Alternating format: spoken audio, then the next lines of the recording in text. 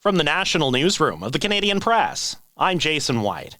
U.S. President Donald Trump has partially reversed course on his global trade war after days of market turmoil, but it won't amount to any change to the tariffs hitting Canada. U.S. President Donald Trump paused levies on nations slapped with the highest duties under his reciprocal tariff regime for 90 days. A White House official later clarified that a 10% baseline tariff will remain in place, but the official said the tariffs on Canada are unchanged. That means the fentanyl-related duties, as well as tariffs on auto, steel, and aluminum, remain in place.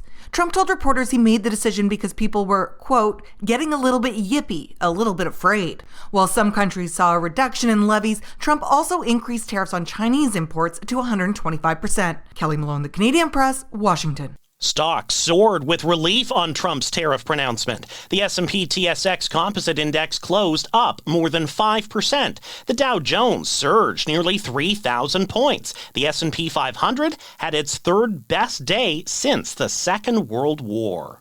On the federal campaign trail today, Conservative leader Pierre Poilievre promises harsh penalties for repeat offenders committing serious crimes. Liberal leader Mark Carney's pledging faster approval of major resource projects to make Canada an energy superpower. NDP leader Jagmeet Singh wants more drugs covered by pharmacare.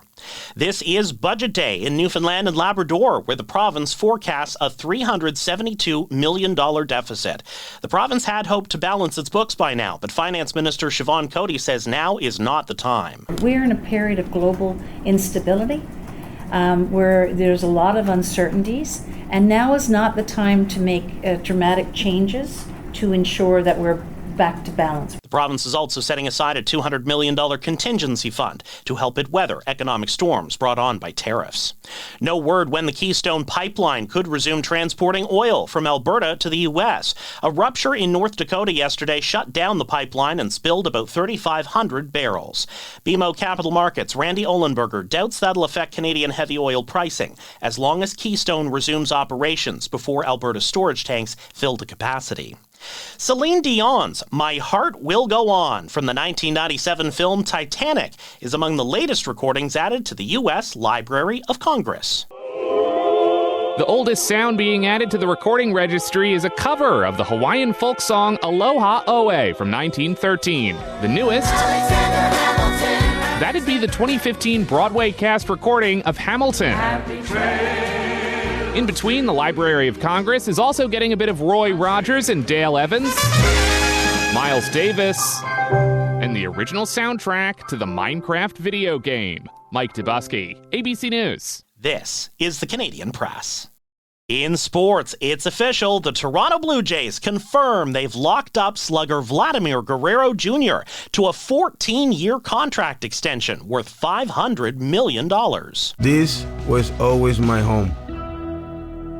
I am home. The team released a social media video with the big news. The Blue Jays will continue their series tonight in Boston. In hockey, the Calgary Flames hope to gain ground in the NHL's Western Conference wildcard race tonight. Flames are in Anaheim while second-place Minnesota entertains San Jose. Also tonight, the Edmonton Oilers are home to St. Louis, while the Toronto Maple Leafs visit Tampa Bay. The Women's World Hockey Championship is underway in Czechia. Canada will kick off its schedule tomorrow. In basketball, the Toronto Raptors host the Charlotte Hornets. And LeBron James is the first pro male athlete to have his likeness depicted in a Ken doll. Mattel's kicking off its Kenbassador series. From the Canadian Press, I'm Jason White.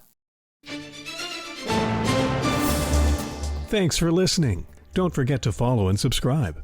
For more of today's top stories, visit thecanadianpressnews.ca.